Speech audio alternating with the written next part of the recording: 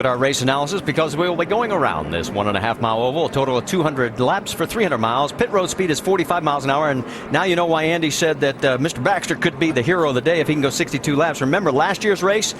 A couple of guys named Newman and Keselowski ran out of fuel on lap 58, so we'll have to wait and see what happens. Also, I misspoke. It's not an illegal adjustment, it's an unapproved adjustment. Don't want to make it sound like they did something. Yeah, but they legal, just, well, yeah, but we don't want to get them in too much trouble. No, they're not in trouble. So lights are out on the pace car. It's turning down pit road. 43 cars coming to the start. Kevin Harvick, Brad Keselowski trying to snap this streak that the front row has never won here in 10 races in the NASCAR Nationwide Series. And the midpoint season is about to begin as the back half of this season is now green.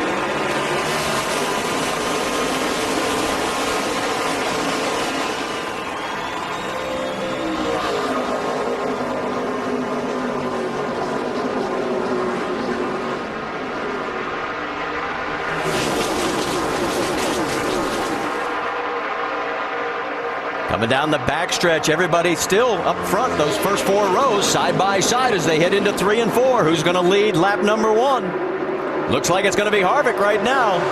Here comes Trevor Bayne on the inside. Here comes Keselowski back on the outside. And also following the 60 of Carl Edwards. Boy, that was just Harvick by a nose right there. You can see how dark the racetrack is. Goodyear's brought a great tire once again that really rubbered in here today with all the practice. Look at all the room they have off of turn 2 there. That's what we heard Rusty talk about in the countdown show. Just allows for a lot of side-by-side racing. And another thing, you see that back straightaway, just how curved it is, and it makes for really nice transitions into and out of the corners off of turn 2 and into turn 3. Side by side for second place. Carl Edwards on the low side. Now Keselowski sort of up there by himself for a little bit. It looks like everybody else trying to go along with Carl. Joey Logano in the 20 right there. Now he slides up. Yeah, you have to be careful down in turn 1. If you get in there a little bit too low, that part of the racetrack is extremely rough. You see how bad the guys are going to have to fight this sun right now for a few laps. But that part of the track's really rough down there, and with these cars coil binding, it bounces the car up the racetrack. Kevin Harvick now opening up a bit of a gap. As you see, the 22 of Brad Keselowski. Hot pursuit with Carl Edwards and Joey Logano close. Yeah, we heard Kevin talk about that they were trying something a little different. They felt like that they needed more speed out of their race car to contend with this 18 and 20 as they race side by side now. Here comes Kyle Busch. Yeah, speaking of speed, look at this right here. Kyle Busch wasted no time getting to the front. Man, look at that car go through the middle of the corner there. Yeah, speed's never been a problem with this group from Gibbs. And I've always found that to be my problem. Never enough speed. Side by side, and boy, all of a sudden Carl gets passed by both of the Joe Gibbs racing machines. So move the 18 and 20 up a spot as Kyle Busch is now 3rd, Logano 4th, Edwards 5th. How about we check in on Jamie McMurray, because he is moving, guys. He has picked up 9 spots and closing in quickly on number 10, Eric McClure. Yeah, most of these have been on the high side. I've really seen him utilize that top side of the racetrack, and that's a good thing about this racetrack is you have a lot of room there. There you see, he started 37th. Also right in front of him, Michael Annett has also picked up 10 spots, so those two sort of coming to the front together. Whoa, and boy, Allgaier got loose. Gathers it back up, maintains position right behind Ryan Newman. Yeah, 10-4, good job. Let's go back and take another look at this, give you a chance to analyze this one, guys. Yeah, that car on the inside, this is another 1.5 mile racetrack to where that inside car responsibility, you have to be extremely careful. That's where you'll get loose. Not as much air on the spoiler there. You try to drive off in there, Andy, you get in trouble. It does. It really changes the dynamics of the car. You got to be ready for it. And see, he wants that spot, but woo, he just about paid the price. And there they are. You can see that there is Jason Leffler right behind him. 2 cars have already taken it to the garage starting parks for Dennis Setzer and Johnny Chapman. And I think that's part of the thing that we've seen with Allgaier is just with his experience over the last 1.5 years, that in that situation before, he would have probably crashed that race car, but he knows his limits a lot more now. Trevor Bayne and Ricky Stenhouse Jr. having a little tussle for 6th position as the 2 guys that could become our 5th first-time winners. We talked about them at the beginning of the broadcast. Right now, having a good start as we've completed 7 of 200 laps. Right now, Kevin Harvick still leading up front as these two still going after. Here comes Stenhouse one more time. As we move a little bit further forward, the gap has closed, though, between first, second, and third. Harvick, Keselowski, Kyle Busch, with Joey Logano and Carl Edwards in pursuit. Kyle Busch, man, he's already got 6 wins this season. Brad Keselowski's in control of the points. Harvick just wants to win.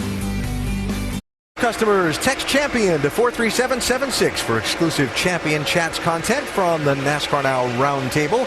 This week's would be whether you consider Kevin Harvick, after his Sprint Cup win of a week ago, to be on par with Jimmy Johnson and Denny Hamlin where the championship is concerned.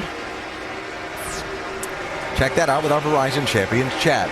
New leader in this race, Marty. Kyle Busch has quickly established himself out front. Yeah, these guys didn't realize we were going to break, and both he and Brad Keselowski get by Harvick. Here's the pass looking back from Harvick. Here comes Kyle around the 22. Yeah, Brad Keselowski tried to make a pass on Harvick, couldn't get it done, and now he has to yield to the 18 car here as he's coming through.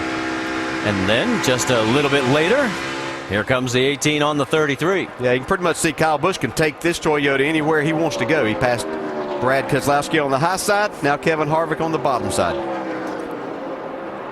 Kyle's now led over 900 laps, and just a few moments ago, Danica is getting a little more education in the world of NASCAR, courtesy of the 27 of Justin Lofton. Back live, we can tell you that Danica right now running in 27th position behind Lofton. He's gotten around her. I think she's doing a pretty good job. I can see the one thing that where she gets beat a little bit is on the entry to the corners. But that's one thing that's so difficult about driving these cars, in particular when you don't do it on a regular basis. You have to drive, because of these tapered spacers, you literally have to drive them so hard that it makes it difficult. Let's check in with Dr. Jerry Punch. Well, DJ, you're talking about Danica getting in the corner. She happened to be here at this racetrack back at the early part of May for an ARCA test, driving an ARCA car. And through the afternoon, the one thing they worked on was her entry into the corners. And over a period of a couple hours, she improved so much that Tony Eury Jr. said, I wish we could have done this over in NASCAR with a NASCAR Nationwide car, because she got so much better at a track she felt comfortable with in an Indy car, but with a total stranger in a stock car. So certainly getting comfortable getting in the corners here has helped her a lot. And she's holding off Mike Wallace right now for that spot. Battle for 8th is about heating up. You got Trevor Bayne, Jason Leffler, and Justin Allgaier. Here comes Leffler underneath the 99, heading down into the corner. Allgaier looking like he'd like to get into this as well. And look out, here comes lap traffic of Robert Richardson. He had an earlier pit stop. He is now several laps down, 3 down in fact. Yeah, that was really, Trevor Bayne looked like he's struggling with his car just a little bit, and that was a smart move right there, instead of pressing that issue to let the 38 of Jason Leffler go on by, and now Allgaier's gone by also. Here comes Colin Brown to get also into this mix, so those 4 getting around Robert Richardson safely. Let's also update you on Michael McDowell. He's 41st right now, 4 laps down. He had an electrical problem, then he got a speeding ticket. So that's his issue. Only 2 cars out of this race as of now. Now, see those 3 young drivers there, that's kind of the face of this sport, and that's the kind of things that Brian France talks about. These are the guys that he wants to see have an opportunity more and continue to have opportunities in this Nationwide Series. So as that battle continues, let's go back up front, check in on our race leader, Kyle Busch. Vince Welch, what's the latest? Well, Kyle Busch says he's a little free everywhere. When he gets into the lap traffic, he feels like it snugs up almost a little bit too much, but he has certainly marched his way to the front. And what's been the secret for Kyle Busch on these 1.5-mile tracks?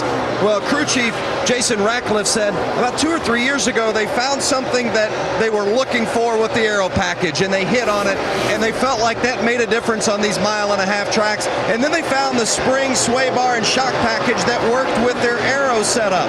So these tracks are tough enough because you need that whole package to be good. And then when you've got the whole package and you've got a driver like Kyle Busch, well, that's why you're dominant. Jamie Little. And the guy he passed is in second right now, Kevin Harvick. He was battling a tight race car in practice this morning. So in countdown, he told us they went to a non-traditional setup. He said that was to get speed. The problem was he didn't know how long that speed would hang in there.